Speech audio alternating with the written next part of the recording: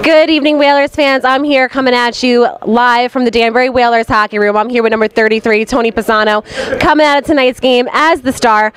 Tony, this entire season has been pretty interesting for you. You were on the injured roster, you were up in a different league on a different team, and then you bounced back to us. How has your game developed between the injury and playing in the other league? I mean, it's I had to deal with a lot of diversity, and playing hurt all season long, and then coming back from my shoulder and wrist, and I mean, it was kind of hard. And then once I got my call up, just gave me a little bit more confidence out there, especially playing in this league down at this level. Playing with a lot of better players makes you a better player as well. So it's been successful for me. Is there anything new that you think you've contributed to the Whalers since you've been back from the other league? Just playing solid, stay-at-home defense, my usual play. Haven't really been fighting too much. I mean, I'm getting away with that part of my game. Just taking care of our players, shooting the puck a little bit more, and moving my feet. Tonight's game was actually really interesting for you, very exciting. Would you just mind going over with me and the fans what happened in the first period that you were out for 10 minutes? Oh, yeah. I mean, it was that Walsh guy over on Thousand Islands. He's been running around, and he ran Brownie, and we just don't want to let guys going into playoffs, especially playing the Thousand Islands, take liberties with our players. I'm here to control that and stop it, and it's not going to go on here in Danbury. It was definitely something great to watch.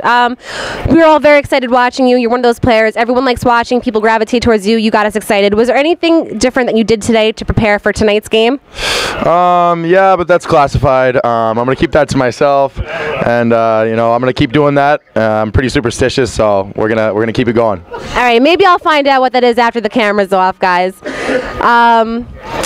Run us through your goal tonight.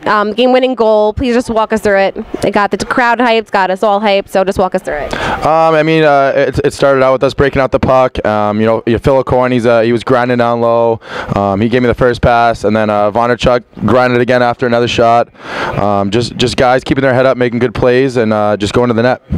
I definitely feel you've brought the team ready for playoffs. It's a very exciting game. Congratulations tonight. Good luck on the road. We'll see you back here March 8th for playoffs. And Whalers fans, that's Tony Pisano. I'm Desiree, and have a good night. We'll see you here next time. Just come up from the bottom. Yeah. All right, Whalers fans, coming at you live from the Whalers locker room. I'm here with Coach Phil Esposito after our final win in regular season, 5-4 over the Privateers. Coach, congratulations on your last win. Could you just recap the season for us? Recap the whole season, okay. Listen, it's been an up and down season. I mean, we started out the beginning of the year with a bunch of brand new guys, basically. I mean, I didn't bring back a lot of returning players, and we had a bunch of new guys, and I tried to mold them. We had a lot of young guys, a lot of rookies this year, and over the period of the course of the season, they've developed into some really top-notch players. I mean, right now I would put this team up against anybody in the league right now, and I think tonight proved it. We played real well tonight. We're gonna be playing against those guys in the playoffs, and that game tonight that you saw is basically going to be like a playoff game, and we were real successful tonight playing both ends of the rink. I mean, we had some mistakes, and they capitalized, and we had to kill off a 5-minute penalty there and stuff, and they capitalized on that. But overall, I'm pretty happy with the way things have gone. I'm pretty happy with the season. I mean, we developed a lot of players this year, so to see these guys from the beginning of the year till now is a pretty good accolade for our team and for our organization. You've definitely developed the players and the team, and you've brought them to an amazing point. As coach, what were some of the biggest highlights for you? Well, some of the biggest highlights for me were some of those games that we played earlier in the year. Where we had had a 2 or 3 goal lead, and we were ahead of other teams, and we had a pretty good lead going into a third period, and then we blew a lot of those games, and we lost by a goal, or we lost in overtime, or we lost in the shootout, and the only reason why I kind of am reminiscing about those games is because those were the times when I had to try and teach these guys about how we were and where we were going to be, and that going into those third periods, and how we needed to play in order to win hockey games coming down to the end of the year and going into the playoffs.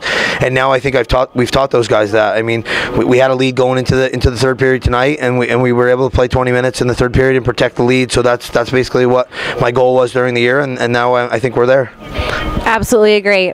Tomorrow you're on the road. We're on the road for a little bit. We come back here. We are in the playoffs. Is there anything different that you're going to be enforcing on your players once we reach March 8th? Well, we can't overlook the two games we have left this weekend, and then the 2 games we have the following weekend away up in Thousand Islands. We're playing that team 2 more times at the end of the year before we actually play them in the playoffs. So, I mean, there could be an opportunity for us to play them 7 games in a row. So it's going to be like a 7-game series basically. So I want to make sure that these guys are ready, and I want to make sure that every time we play that Thousand Islands team that we're on the top end of where we need to be against those guys. I mean, like I said, they have about 8 or 9 guys that are playing over there that we've released and cut from here. So I know those guys kind of want to put it to me every time they play us for me getting rid of them and stuff. So that's a little bit of motivation. We just got to make sure we're better than them at those times. Anything else you want our fans to know before they see us here again for the playoffs? Just, it's going to be electric here again. If anybody who hasn't ever been here for a playoff game, when that place is packed and we have 3,000 people in there for a playoff game and we come out, it's unbelievable. It's a real big advantage for us to play at home during the playoffs, and we worked all year long to get home ice advantage, second place, get home ice advantage in the first series, and that's going to be big for us. So we just got to make sure everybody comes out and supports and is here and is loud when we get here, because when this place is loud, it's electric to play in front of. Agreed. Coach, thank you so much. Congratulations on the win. Good luck in your final road games. And Whalers fans, we'll see you back here at the Danbury Ice Arena March 8th and 9th and 10th for the playoffs.